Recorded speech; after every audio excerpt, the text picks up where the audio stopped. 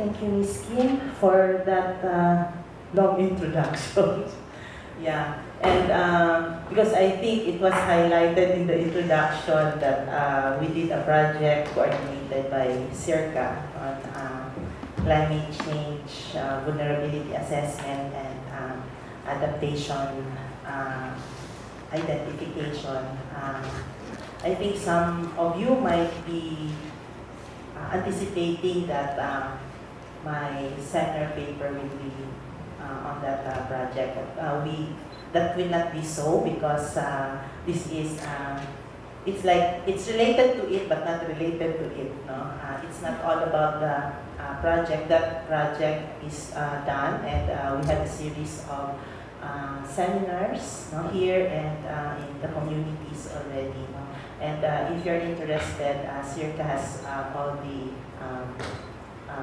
repository of the materials, no, that were generated during the project.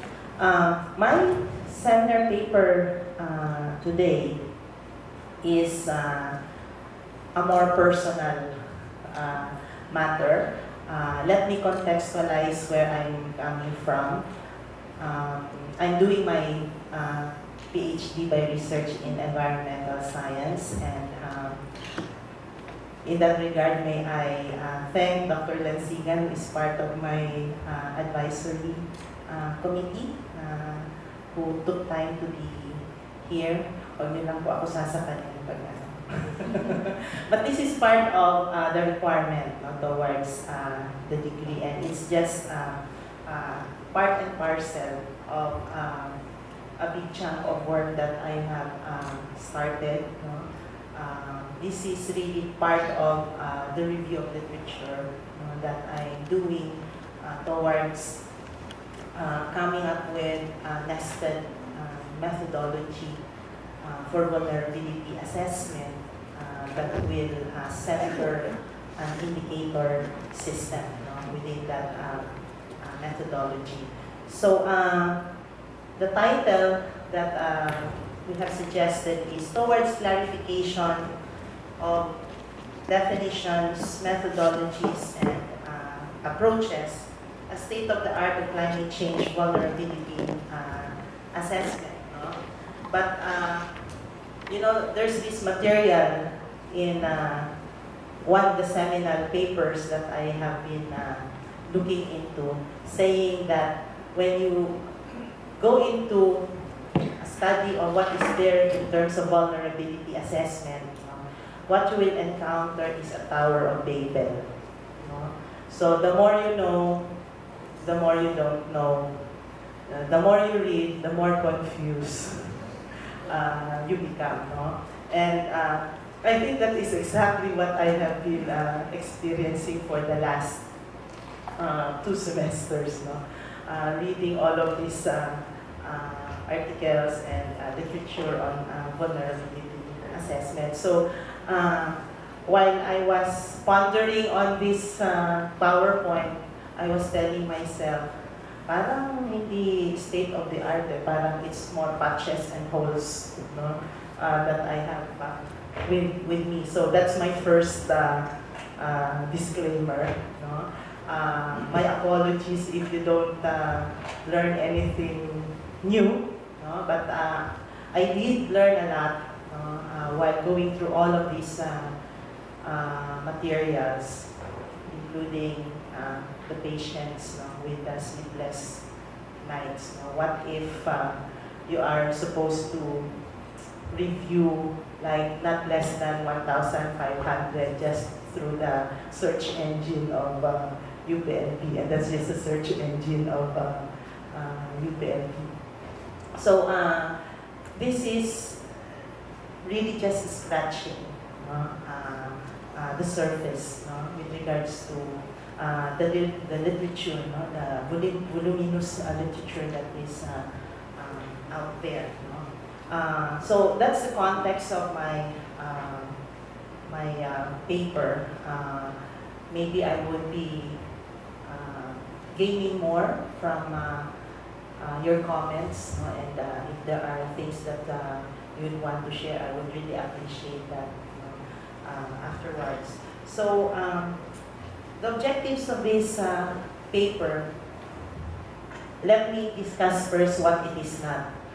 Just in case you are assuming that it will prescribe definitions, it will not. No? With all the definitions that I have encountered in the literature, I did not even have a section here that will outline all of those definitions. Instead, what I will have here would be the methodological underpinnings behind those definitions. So this is meant to provide an organization of representative literature to enable me and the reader of my paper a better understanding of the roots of assessment methods, discuss the conceptual frameworks useful in the conduct of vulnerability studies, and hopefully identify possible gaps in vulnerability research that can be addressed by future research in vulnerability and vulnerability assessment. So this is the outline of my paper. So there's a brief introduction in the paper looking into some of the justification for a paper on vulnerability and vulnerability assessment. And then a section on understanding vulnerability. So part of that will be to look into what are the requisites, what are the minimum elements that's supposed to be there before we can talk, we can speak of researching in the field of vulnerability. And then the different interpretations of vulnerability. One would be to look into the difference in how do we account for vulnerability? Do we take it from a starting point or as an end point? There's also discussion by O'Brien and her colleagues on the difference between outcome and contextual vulnerability. From a more methodological point of view, and when I say methodological, that will encompass epistemological underpinnings, not just the methods and the tools. What are the existing dominant framing of climate change, the climate change phenomenon, and a little on vulnerability factors supposed to guide me in identifying my, from a deductive argument, some of the indicators. And then approaches to vulnerability research, a section on approaches to vulnerability assessment, and then some words on gaps and issues. Okay, so many of the literature have contended that before we can talk about vulnerability and researching vulnerability, there are at least 4 elements that need to be clarified, that need to be there. One is what is that system that you're going to analyze in terms of vulnerability, and this can come in a variety of scales. We did a project on vulnerability assessment that took on at least 2 scales. One is at the household level as a unit of analysis, and the other is the barangay level as a unit of analysis. And you come up with different tools and different ways of different indicators for those 2 systems. So what is the system of analysis? What is the characteristic of that system that you are interested about and you're concerned about in terms of vulnerability? And then the external part is, what is the hazard that we are talking about? So is this vulnerability to flooding, vulnerability to the variability in climate parameters? Is this vulnerability to sea level rise, to storm surges, no? Or from the more social part of the literature, there are vulnerability studies looking into vulnerability to poverty and the like, no?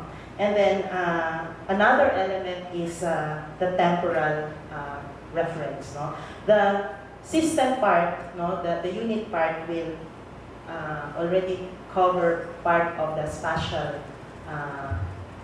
requisite, no, of vulnerability research, no?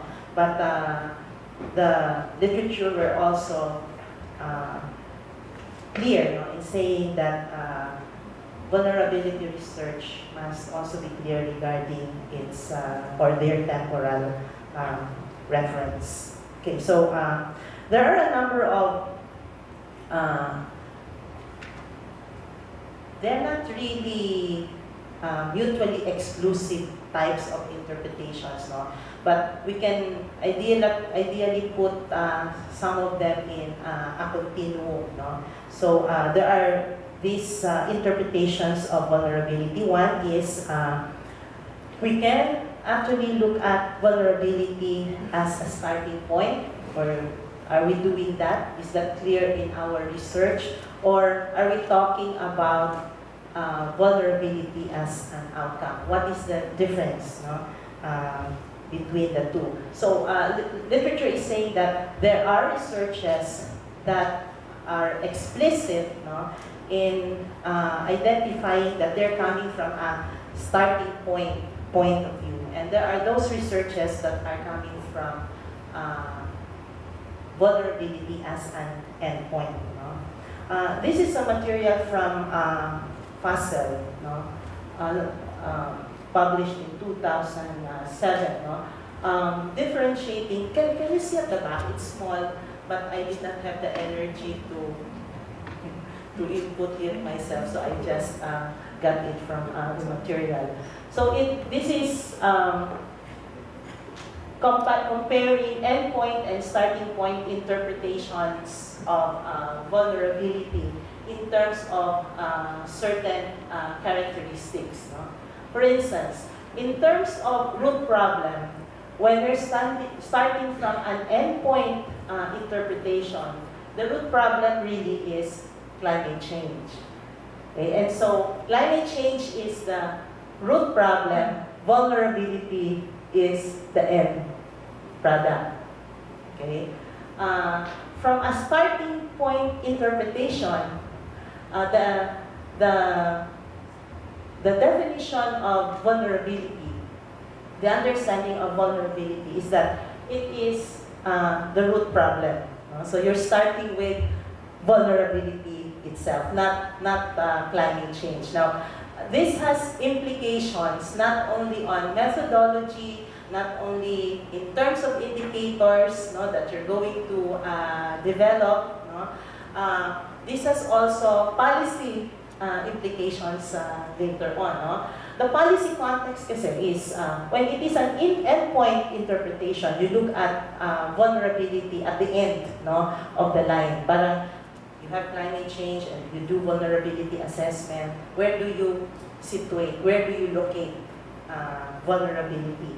From a policy context, the endpoint interpretation is that we need to mitigate in terms of what's causing climate change. Because if the end part is vulnerability, to reduce vulnerability, then you will need to mitigate the causes of those vulnerabilities. So this will point to climate change mitigation, compensation of countries that are affected by climate change and variability. And if there's a discussion about adaptation, usually this has more to do with technical adaptation and mitigation activities. Whereas if it's a starting point interpretation, because you're starting with vulnerability itself, the policy context is how do we reduce vulnerability at the onset because there's vulnerability already at the onset, and maybe that's just aggravated by climate change. So there's much more focus of policy in terms of social adaptation and sustainable development. So we have here illustrative policy questions. If it's an endpoint interpretation of vulnerability, an illustrative question would be, what are the benefits of climate change mitigation?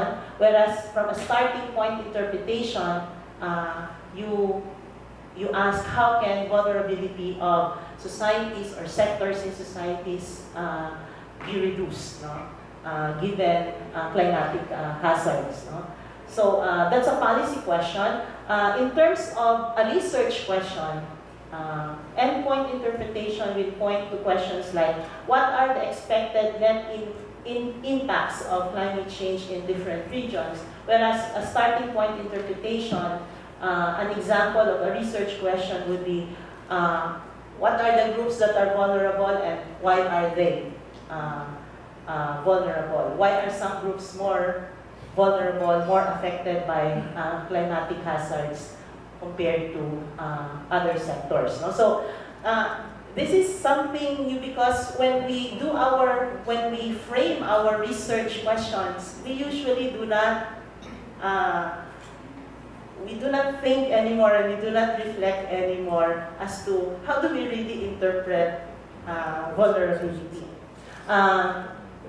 In terms of its relationship with adaptive capacity, when it is an endpoint interpretation, adaptive capacity determines vulnerability. No? Whereas from a starting point interpretation, vulnerability determines adaptive capacity. Okay? So both interpretation will have reference for adaptation and adaptive capacity. But from an endpoint view, adaptation is seen as adaptation to future scenarios of climate change. Whereas for a starting point, you're talking about current vulnerability, and so you're talking about how do we adapt to current climate variability. So the starting point of the analysis of researches when it is endpoint interpretation would be the scenario of future climatic hazards, whereas the starting point of the analysis for a starting point interpretation would be the current vulnerability of a particular sector, a particular group to climatic stimuli. In terms of how analysis goes in the research process, the endpoint interpretation, which is, by the way, most of them are really the hard natural scientists, the mathematical part, the hydrology part, the engineering part. They're more descriptive and positivist in approach. The analytical function for starting point interpretation will be more explanatory. Why people are more vulnerable than others, and normative in nature. So in terms of main disciplines, ayan, nakita natin, marami sa natural sciences endpoint ang kanilang perspective, whereas the starting point for the starting point interpretation is dominated by social science disciplines. In terms of what they really mean when they say vulnerability, when they speak of vulnerability, endpoint perspective looks at vulnerability as expected net damage for a given level of climate change. Whereas for starting point interpretation, vulnerability really speaks of the susceptibility to climate change as determined by certain factors, socioeconomic or otherwise. So the vulnerability approach, let me bring you there, vulnerability approach for endpoint interpretation is usually, we talk a lot about risk. No? Whereas the vulnerability approach, no, the conceptual approach is more of a political economy in the starting point, because the focus there are really people, no, and human systems. So there's indicative reference there, so that you know that when you encounter the IPCC, no, McCarthy is main author, major author. IPCC is really dominated by the outcome interpretation of vulnerability. We're talking about the TAR, the CAR, the third assessment report, as well as the AR4. No? Kailan ba, sir, lalabas ang AR5? No? This week. This week na.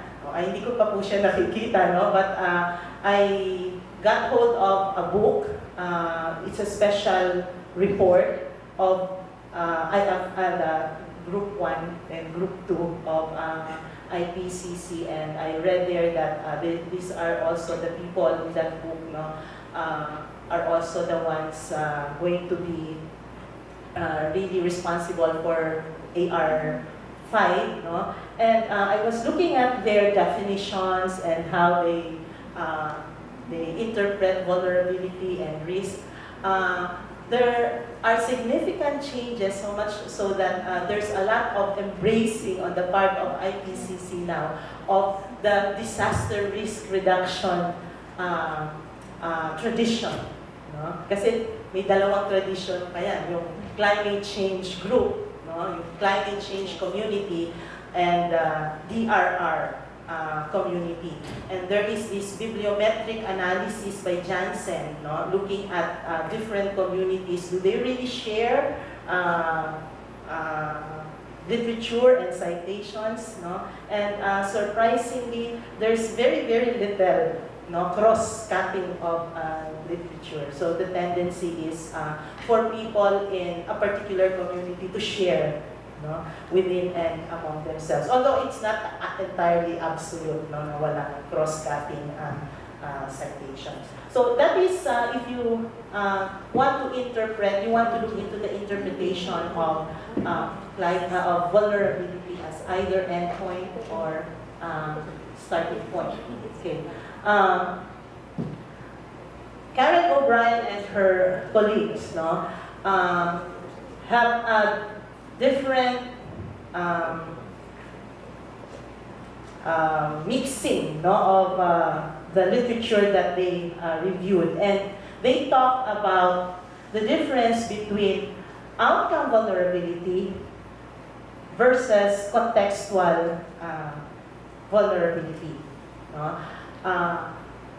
When we say outcome vulnerability, this is almost the same as endpoint. No? Wherein you start with climate change, so there is that variable, climate change. You talk of the exposed system, whether it's the household, your community, etc. What are the responses? And given you subtract the response from the sensitivity and the exposure, and you have their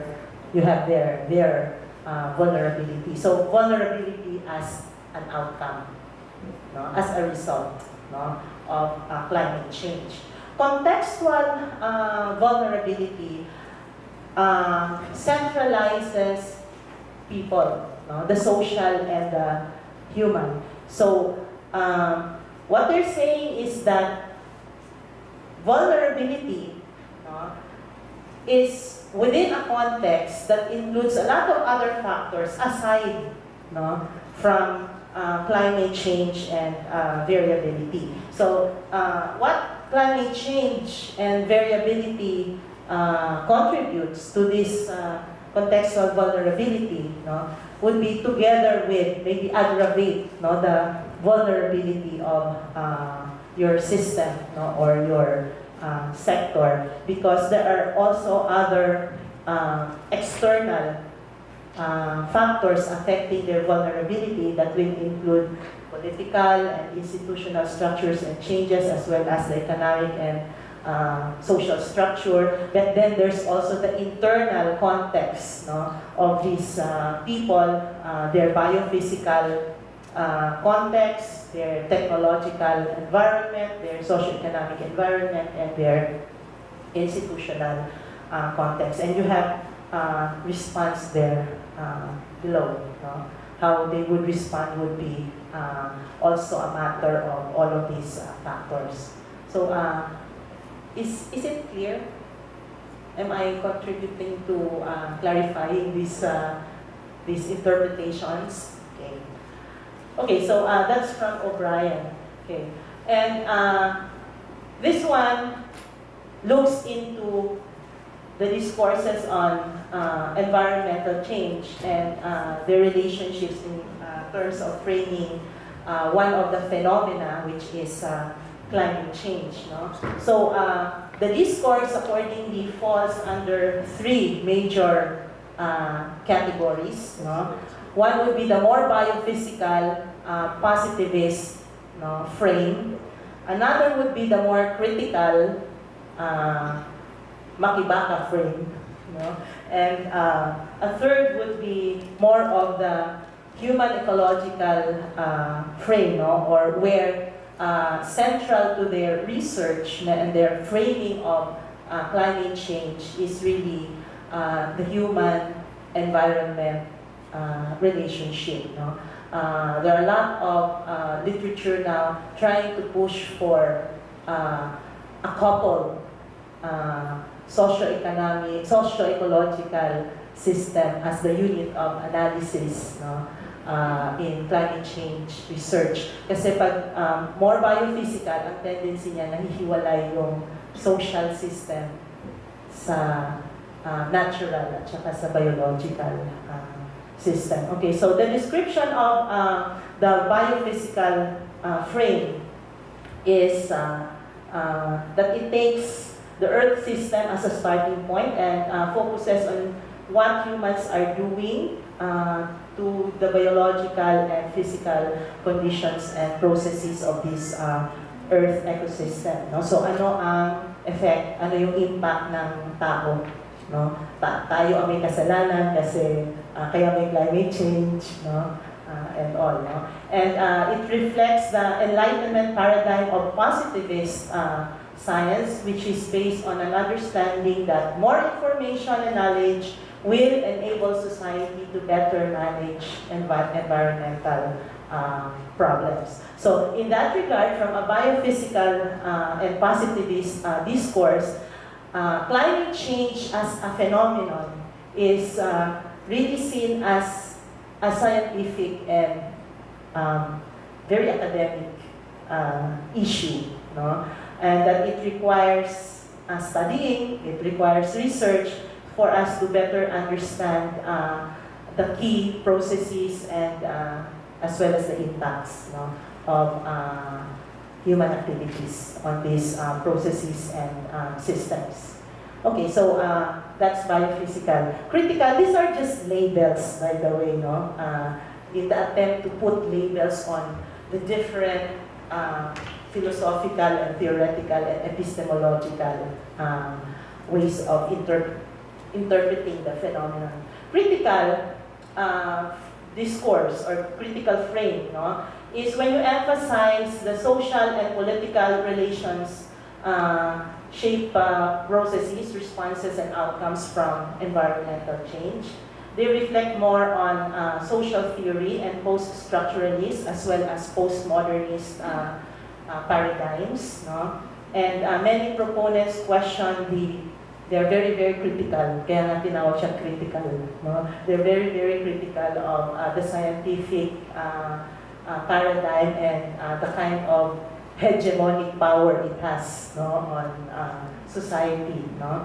And there's the centrality of biophysical and human environment discourse, and it draws a lot from the works of philosophers and postmodern theorists, and proponents argue that scientific theories and hypotheses represent social constructions of reality, that are influenced by history and as well as current situations. And so when that is the framing, what is climate change? How do they really regard climate change? It is a human security issue that requires understanding of differential capacities of people to respond to changing environmental conditions. Okay? The human environment or the human ecology discourse situates all of these environmental changes within the context of the relationship, the interrelatedness of human and natural systems, where the natural environment is seen as inseparable when inseparable from human activities. So it draws upon references to coupled human environment systems, SES, the work on resilience. There is such a thing as Resilience Alliance, as well as adaptive management. And nature-society interactions are considered to operate at multiple scales and interact with multiple stressors. So climate change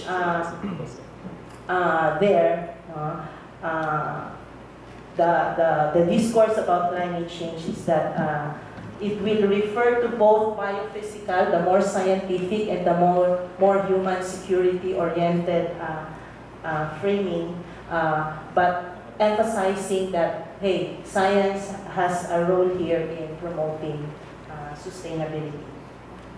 Okay, so O'Brien has this tool for identifying interpretations of vulnerability. So this is very useful if you have a huge set of materials and you want to know, itong author na ito, ano bang pinanggagalingan niya? Ano bang diskurso niya? Itong author na ito, bakit ganyan ang kanyang definition ng vulnerability? Bakit ganyan ang decision niya in terms of how to conduct vulnerability assessment? So O'Brien and her colleagues came up with this diagnostic tool, looking at first what kind of representative questions, the focal points of the research, the methods being used in the research, and then what kind of identified results are emphasized, and then what are the policy recommendations of the studies. So given these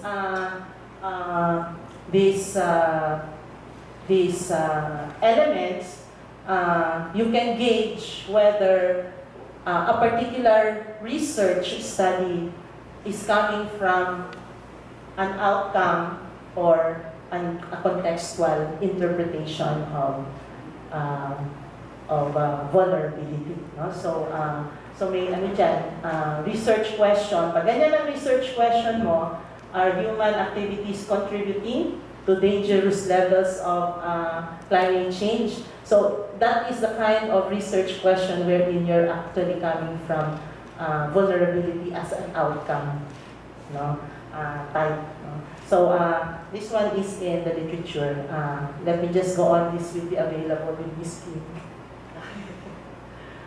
Okay. In doing vulnerability research and analysis, Fussell also suggests that we should look at the minimal categories of factors when researching vulnerability. The reason for a lot of confusion and Babylonian confusion, accordingly, is that there are a lot of things that we really take for granted and we fail to consider and emphasize in the process of research. So according to Fussell, there are two spheres or major scales where vulnerability can be studied. No? There's the internal factors, no? There's the internal sphere, and there's the external sphere. Internal would be those characterizing the system as within, and external would be taking into consideration factors, no, that are impinging upon the system but are actually external to it. No? And also considering the knowledge domain, no, which has something to do with the discourse categories. No? So, dalawa lang yung tiningnan ni Fassel. No? Is it more socio-economic in terms of the kind of domain, or is it biophysical? And so there are indicative types of research, no? That goes into the combination of, for instance, it is looking into the internal sphere from a more sociological and more social science perspective. So there's a focus on household income, there's a focus on social capital, access to information, and the like. Whereas if it's a more biophysical discourse, internal, you look at topography, you look at environmental conditions, you look at the more biophysical components, including land cover. External, we're talking more of national policies, international aid, no? The whole process of globalization as external factors, and the socio-economic tradition would be focusing on this, whereas the more biophysical processes, no, external to the system would be under the combination of biophysical and external. So again, what Fassel did was to point this out and use this system, no, to identify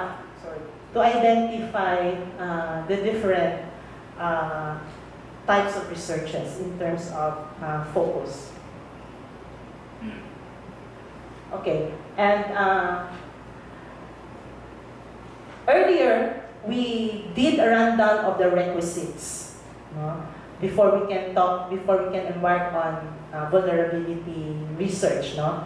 Fassel did a review of that, no? And came up with these dimensions of vulnerability that has to be taken into consideration there. The hazard is still there, the attribute of concern is still there. What is the vulnerable system that we're talking about? It's still there, but he added the temporal part, no? The time issue is still there, whether it's current or future, or we're talking of something really dynamic. But he added the sphere, no? Whether it's internal, external, or cross-cutting, and knowledge domains, so whether it's socioeconomic or biophysical, or it's an integrated type, no, of research. Okay. So that's from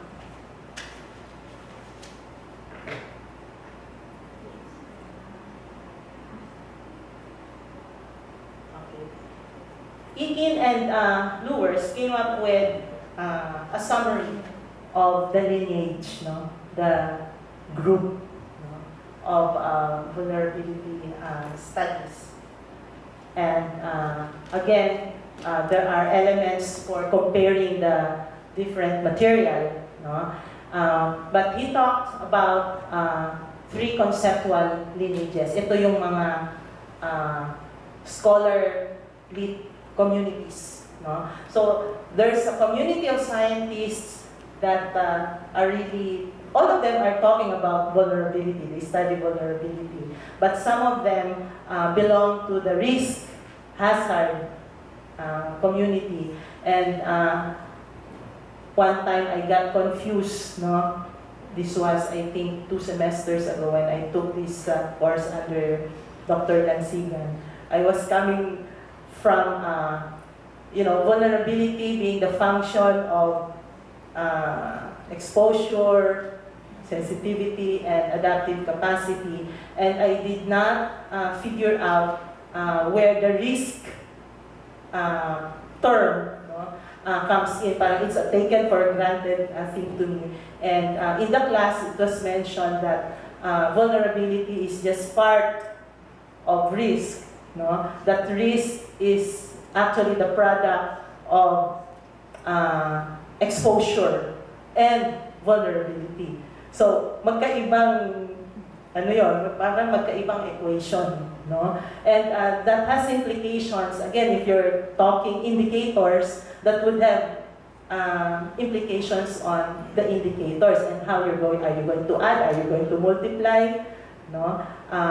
Which is which? Is vulnerability a part of risk, or is risk a part of vulnerability? Yung mga ganon, no? So there's a risk hazard community. There's the political economy community, which actually discourse, in terms of discourses, they're more critical, no? And then there is this growing body of knowledge on resilience science, no? So the focal questions are there. If the kind of questions would be, what are the hazards? What are the impacts of hazards? Where is the hazard? When will it occur? No? So this is more of the risk hazard type of research. No? Whereas if, again, you're looking at systems, you're talking at underlying processes and control, how to control the ability, in terms of control and ability to cope, no, and adapt, that may be more of ecological resilience tradition. Okay? Let me say first that while we are looking at all of these classifications, no, they're not as if carved on stone. Na pag may risk, pag sa research mo, you're talking about risk, you're a risk hazard scientist. No? It's not that. It's just that there are dominant characteristics. So in terms of what are the key attributes, and then the key attributes that are examined by the risk hazard community would be exposure and sensitivity. For the political economists and the political ecologists, they're more into capacity ng system, ng tao, sensitivity and exposure. For resiliency studies, there's the threshold of change, reorganization, and the capacity to learn and adapt as an issue in resiliency. Exposure unit, we see also that may kanya-kanya silang biases, no? The risk hazard, most of the time, the researchers will have places, sectors, activities, landscapes, or regions as their exposure unit. Those that study at the individual, the household level, very specific livelihoods, they're more the political ecology tradition. And coupled human environment systems, no, is really had been adopted, no, by the growing community on resilience. This decision scale of assessment, regional and global for risk hazard, local, regional, as well as global for the political economy, and landscape, ecoregions, and multiple scales, coupled human environment systems for the resiliency group. No? We put in there some selected definitions also, so you will have an idea how do we really define vulnerability, no, from there. And so there is no right or wrong definition here. It's just really a matter of your definition being the product of some underlying, discourses and interpretations, which will now affect the kind of method, and the tools that you're going to use.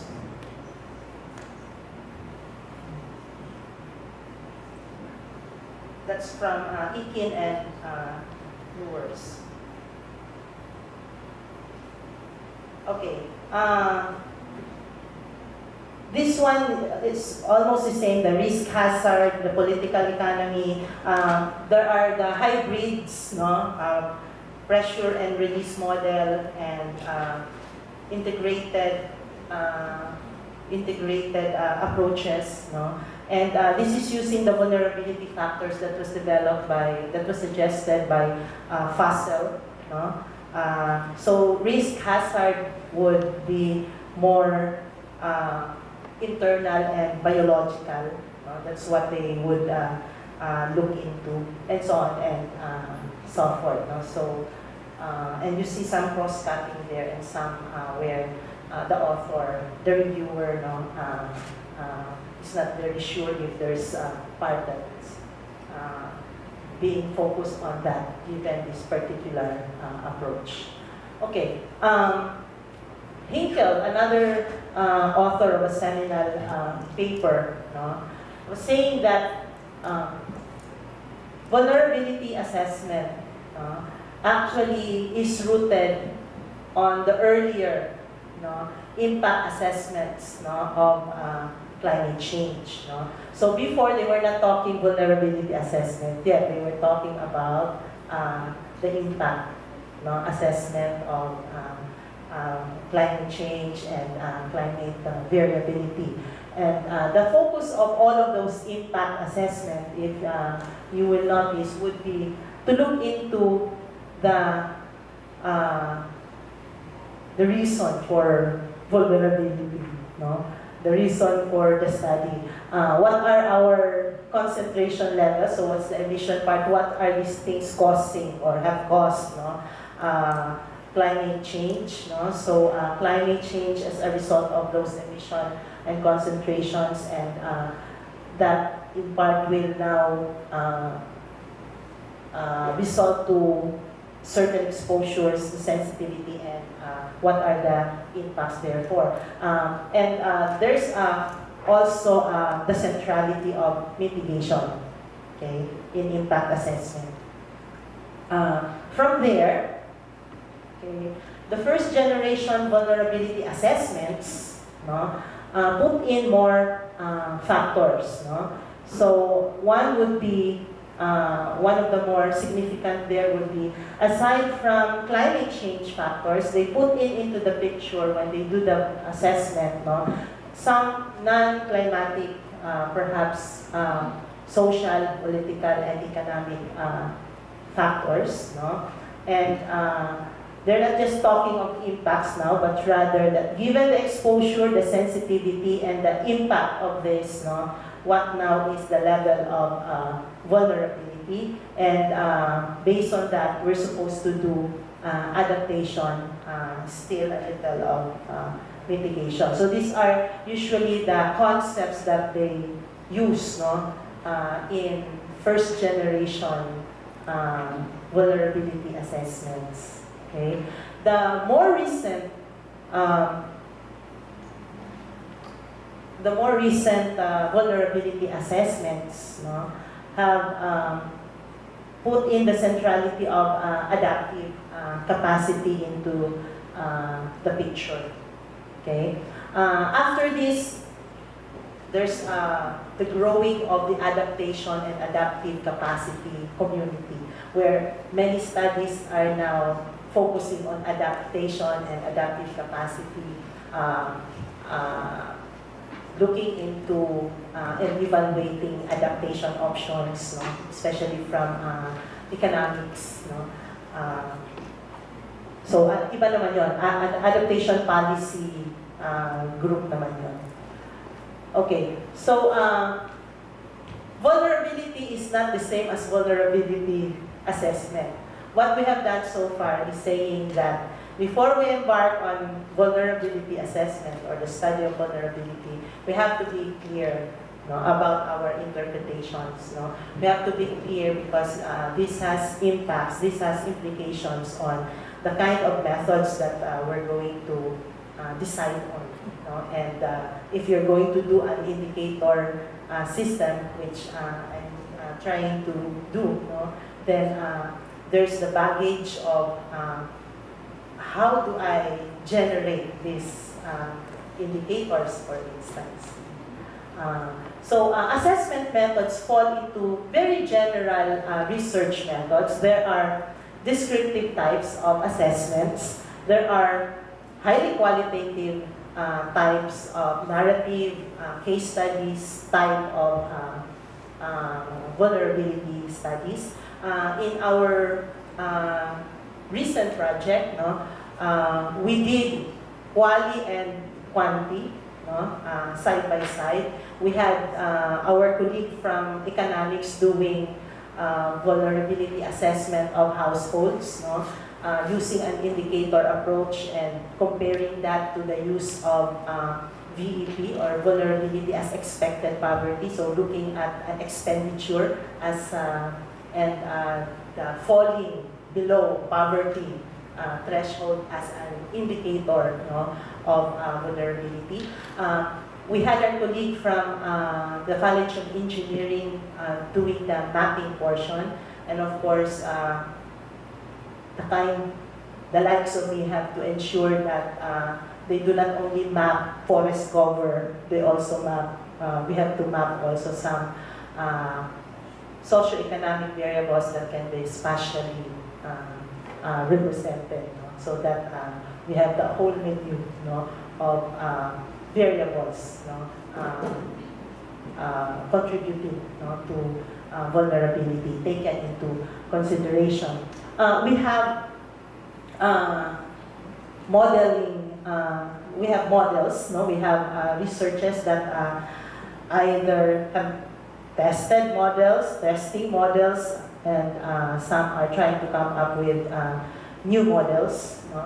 I came across this article by Ionescu for the mathematically challenge me. There were no numbers, but Ionescu and his colleagues, they were trying to come up with a formalization of vulnerability.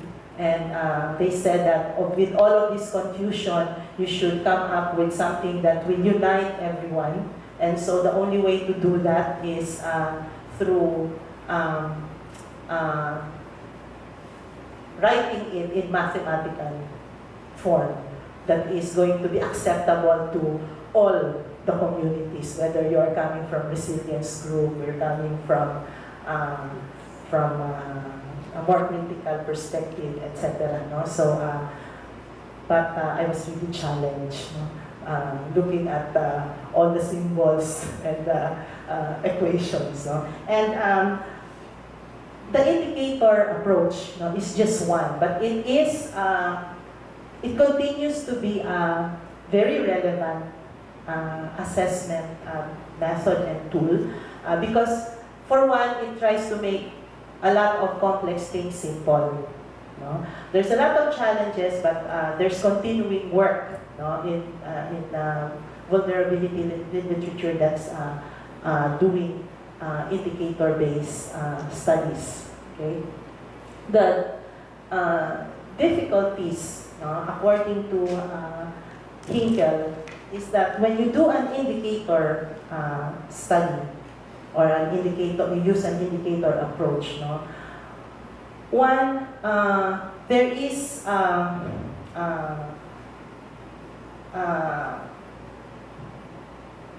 there is no clear convergence between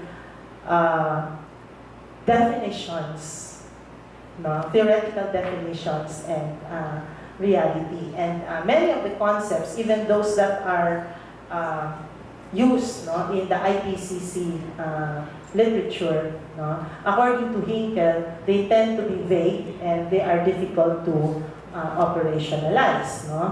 And there is also the lack of clarity on how the defining concepts are to be combined. Ito yung sinasabi ko kanina na how do you really combine risk, exposure, vulnerability, adaptive capacity, which comes under which, and there are a lot of other intricacies, sub-intricacies. For instance, when they talk about resilience, there's a group of scientists, they look at resilience as an antonym, it's the flip side of vulnerability. What they're saying is that you reduce vulnerability, you're actually increasing resilience, no?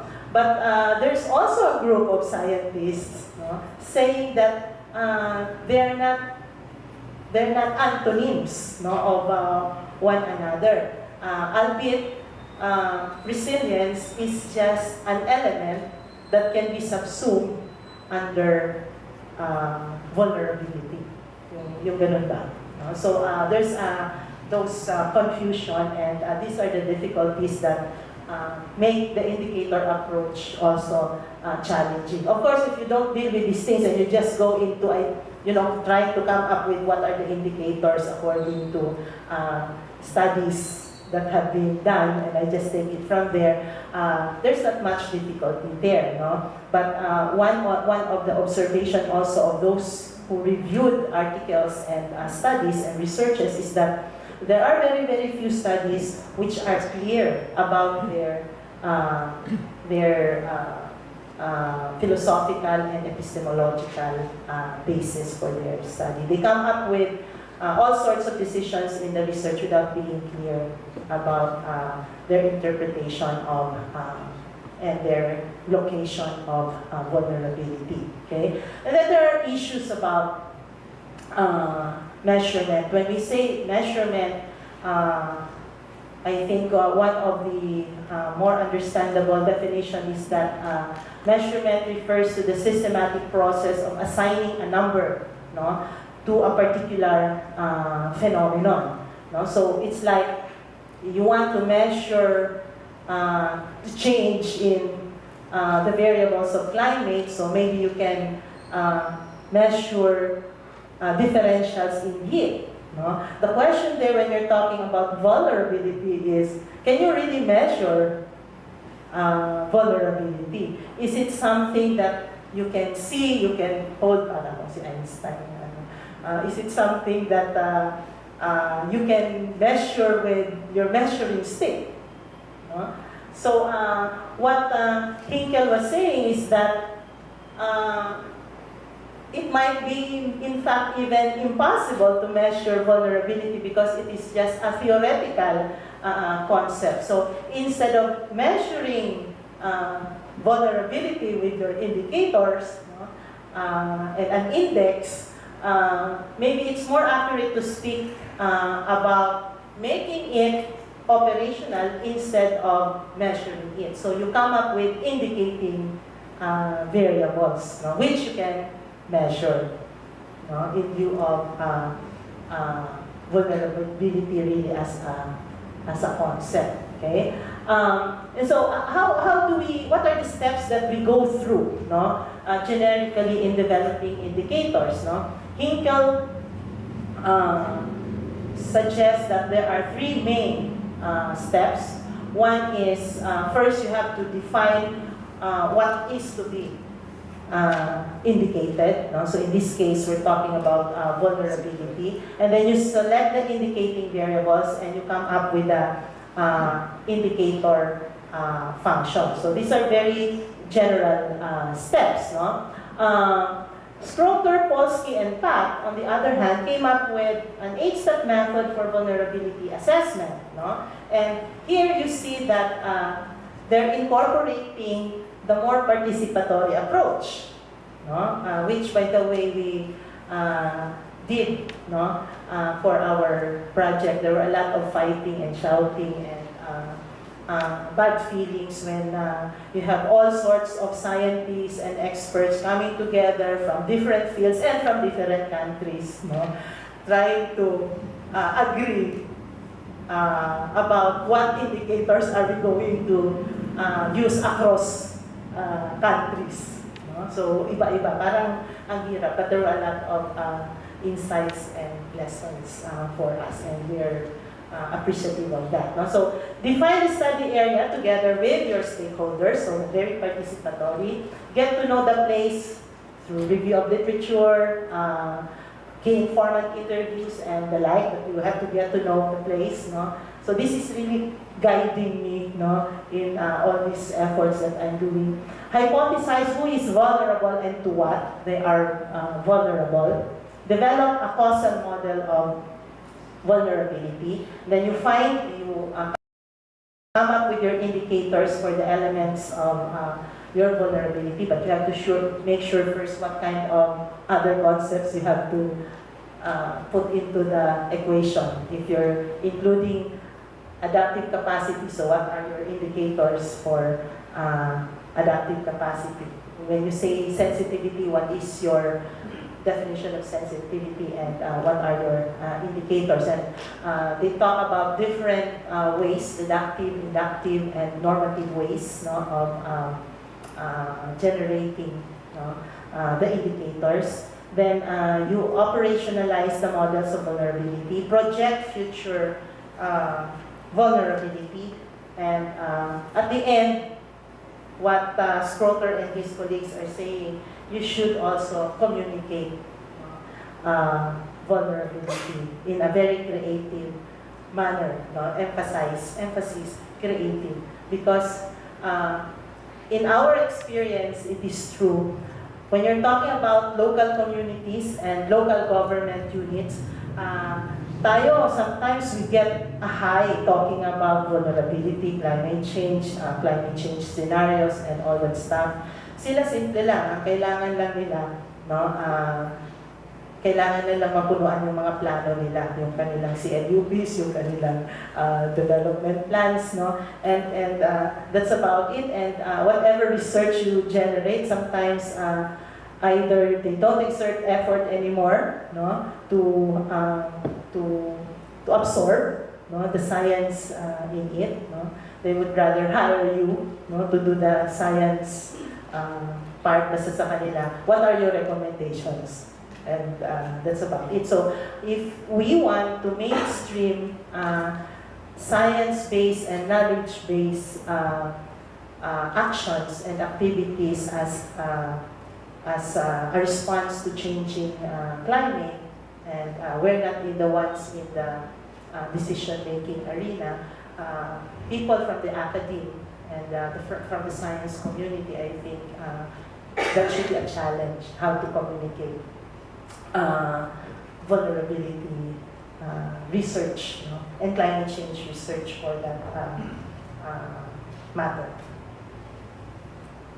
Okay, so in developing indicators, okay, there are two major challenges that Hinkel suggests. One is the challenge of defining the vulnerable entity. How do you put the boundaries, especially when you're using a coupled human environment system, no? How do you define, no, the boundaries of your system? And there is also the challenge of the forward-looking aspect of vulnerability. Vulnerability is supposed to look into future vulnerabilities, but how do you do that if the kind of measurement or the kind of indicating variables that you're using are really just giving you contextual and current vulnerability? That's where all the modeling comes in. And the other issue there is how do you come up? How do you develop your vulnerability indicators? There are three major arguments here. One is deductive ways and arguments in developing vulnerability indicators. So when you say deductive, it's based on what is there in the review of literature, expert judgment, no? And this is the type that was used in the indicator assessment that Blakey, for instance, and Smith did, no? And which was elaborated later on by Yohe and Toy. No? And then there's the inductive type, no? Which generates the indicators from the data, no? And the analysis of the data. An example of this was the one done by Brooks, no? Where he first came up with a number, a big number, of I think almost 50 indicators, no, using the deductive argument, and then he reduced this eventually to 11 vulnerability indicators by using mortality as a harm indicator. So out of the 46 yata or 47 indicators, what will correlate with mortality, and he came up with 11, and that's the final set of indicators that he had. So it's out of the data, no? So inductive, okay? Normative arguments is when you use or when you come up with your indicators using collective or individual value judgment in the selection and aggregation of your indicating variables. No? You use your own personal value judgment to talk with another expert and what the other people in your community, in your scientific community are saying also, and you test and put in all of those indicating variables. The other utility of the normative argument is on weight assignment, no? Because one of the issues in the indicator system is when you use indicating variables, no, to indicate levels of vulnerability, do you assign equal weights, no, to these indicators? Or is there a way of a more objective way of assigning weights? No? So there are certain tools that can be used, like the analytical hierarchy procedure, the AHP, no? As a tool in to aid you in assigning weights. No? I was talking to an economist the other day, no? And we were talking about VEP, no? Vulnerability as expected poverty. And because in our project, the economist in our team was saying, what's exciting about the VEP is that you don't have the pressure of assigning weights. No? We don't talk about weighting because it's a very inductive process. What the data says, when you run the regression analysis, that's about it. No? But here is this other economist saying that actually the VEP procedure, no? Or the VEP approach also makes use of weights, but the weights, you don't do it normatively, but inductively. So the weights are those that you generate after you run your regression analysis. So walang bias. Okay, so those are ways of developing vulnerability indicators. Some other issues that may be important to consider when talking about vulnerability assessment and using specifically an indicator approach would be, have we really thought about, according to Inkel, have we really thought about why we are doing this? No? Is it fit, no, for the purposes that they are meant, no, to achieve? No? In vulnerability assessment and vulnerability research, basically what we're saying is that we want to have an idea of vulnerability to guide us in terms of policy and to guide us in terms of adaptation. No? So there are certain questions, according to Hinkel. He posed these questions to see if, when you do vulnerability assessment, is it really appropriate to use the indicator approach? No? First, are vulnerability indicators the right means to raise awareness on climate change? So if what you're doing, your end goal really is to raise people's awareness about climate change, then why use an indicator system? That's according to Hinkel, because he said it may not be fit if that is your end goal. Okay. Are vulnerability indicators the right means to allocate adaptation funds to particular people, regions, and sectors? Yes, to a certain extent, but absolutely, in absolute terms, it cannot be so because there's a lot of politics that goes into adaptation funding, no, and funds for mitigation activities. No?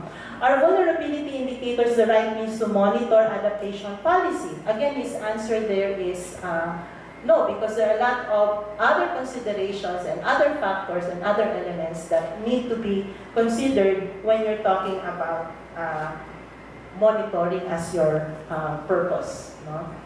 And lastly, are vulnerability indicators the right means to conduct scientific research? Again, the answer of Hinkel here, I thought he would say yes, no?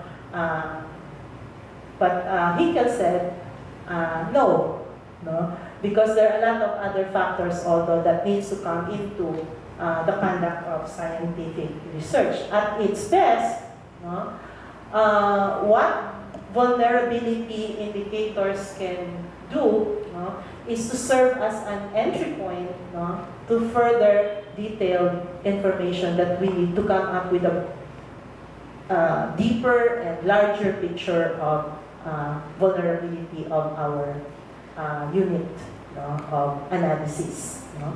So what it's saying is really there is merit when you do vulnerability assessment that makes use as an entry point a vulnerability indicator approach, no? But that it's also coupled by more qualitative, more participatory tools, no, for assessment. No?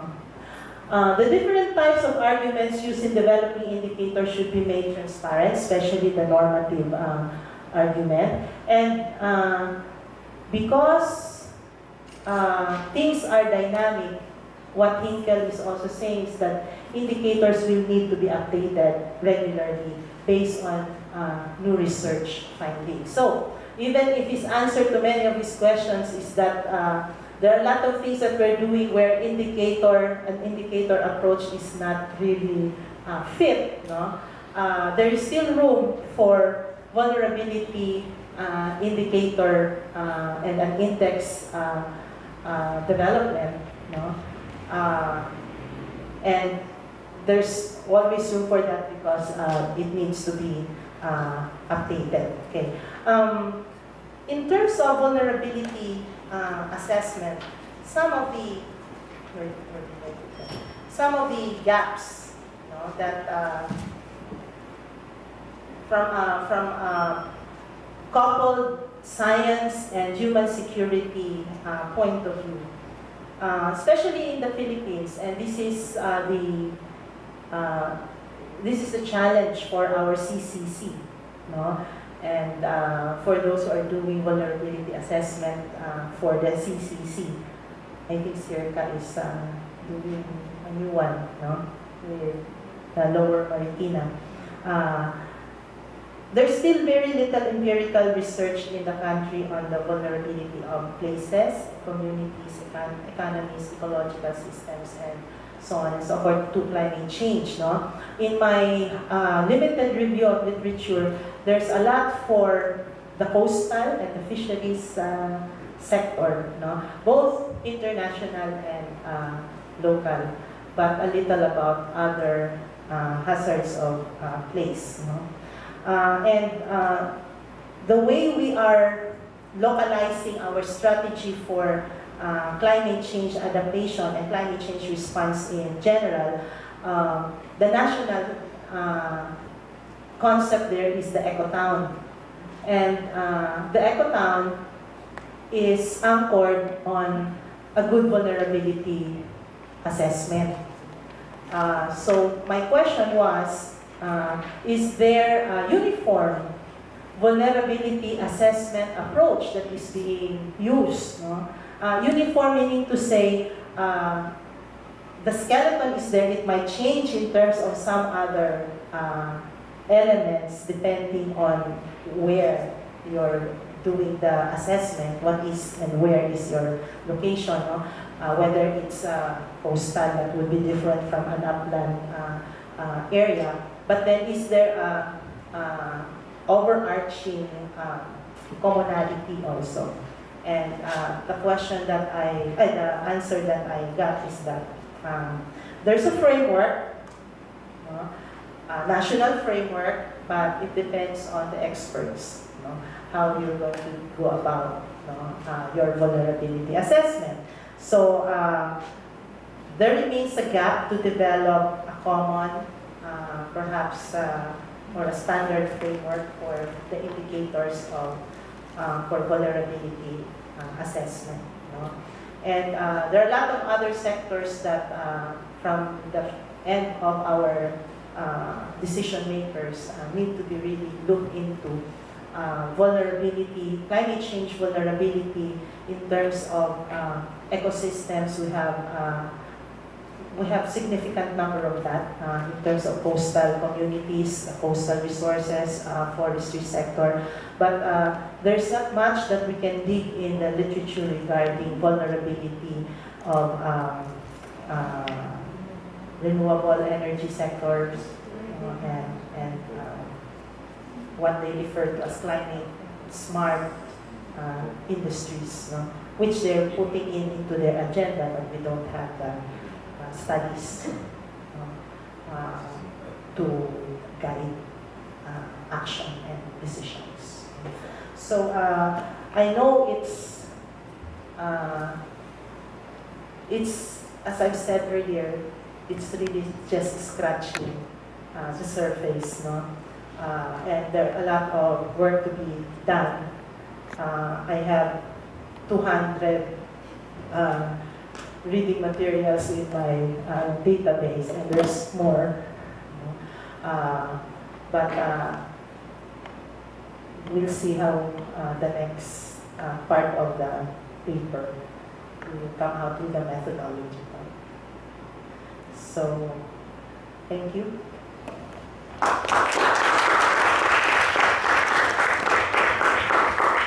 Thank you very much, Prof. Emmy, for walking us through the different interpretations of vulnerability, approaches to vulnerability assessment and vulnerability research. So the floor is now open for your comments and questions. You may use the microphones along the aisle, so please. Yes, sir? Your name, sir, and the organization you are connected with? Here. Yes, it's okay. Well, I'm retired, so I belong to the Senior Citizens Club. Now, I would like to make some observations and maybe later comments. Now, the Philippine representative of the climate change recently concluded meeting elsewhere. Shamelessly cried in that forum, climate change. Shamelessly. The one in Warsaw, sir. I think so. Yeah. And why? I think that is an expression that vulnerability is an exigent objective. It's not just, something to play around. He was expressing something that it is really it's an emerging thing.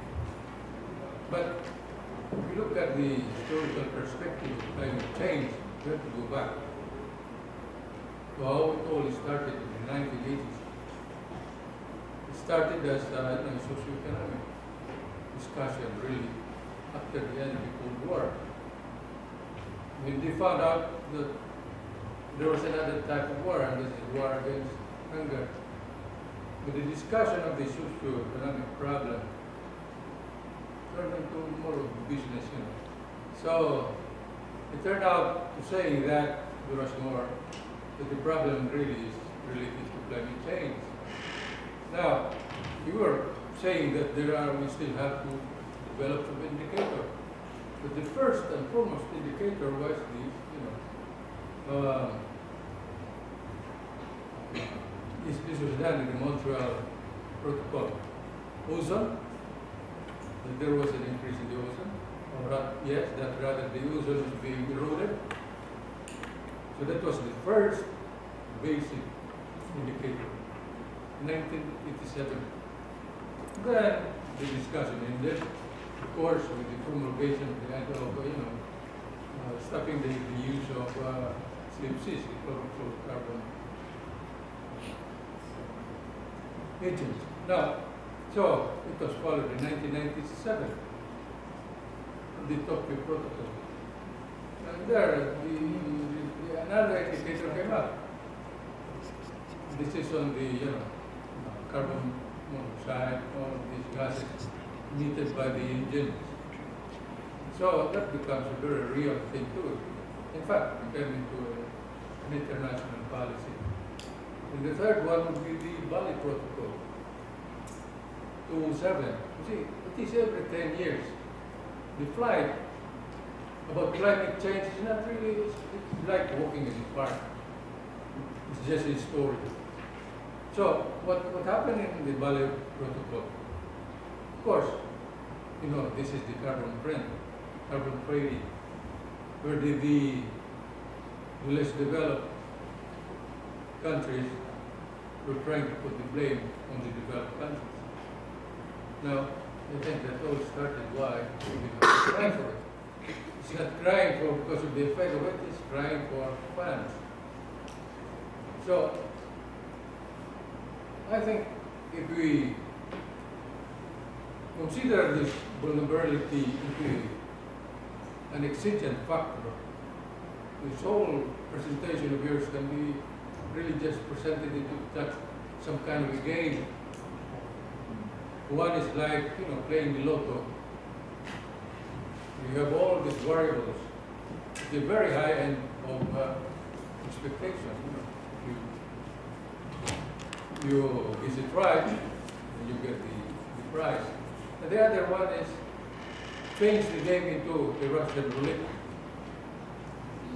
And when there is a gun pointed in your head, and saying, okay, what's the most vulnerable? And I think from this big chunk of whatever you want to call it, database, you'll be forced to develop something like exigent solutions. Not look for other things.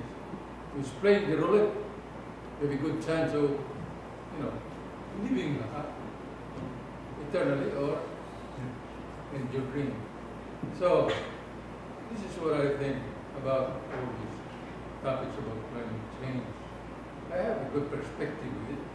I started learning with it. In fact, because I have a basic understanding of it. I started to work, the old days. I started with in the YouTube micrometeorology, but that's besides the point. But I think right now we cannot just simply isolate ourselves. For instance, what is the, people would like to think of the severity of the storm as something like a result of climate change. Perhaps it is not.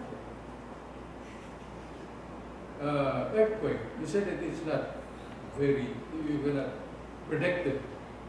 If you look at the data that has been published in the newspaper, that the most severe earthquake comes every 20 years.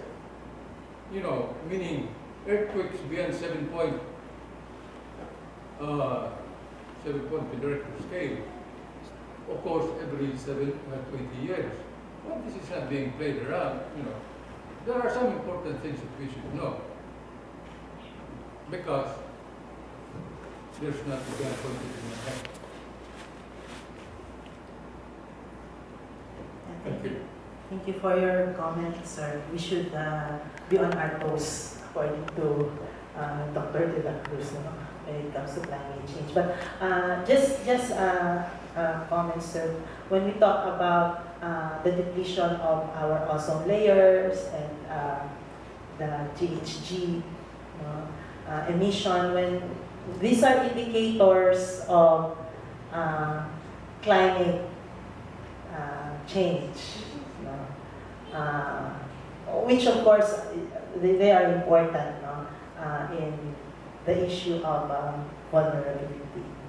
Pero hindi po ako doon sa indicators lang ng climate variability.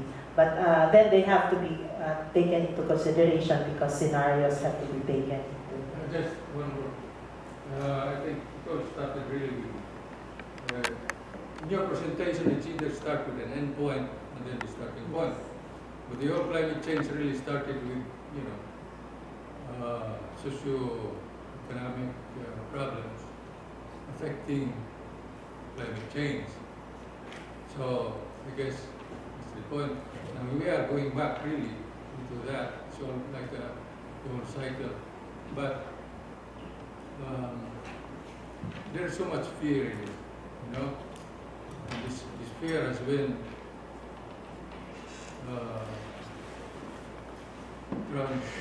translated into some kind of, let's say, the policy or corruption.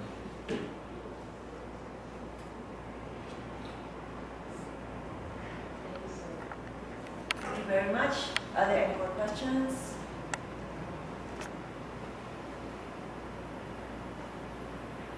None? If there are none, let's give Professor Emmy another big round of applause.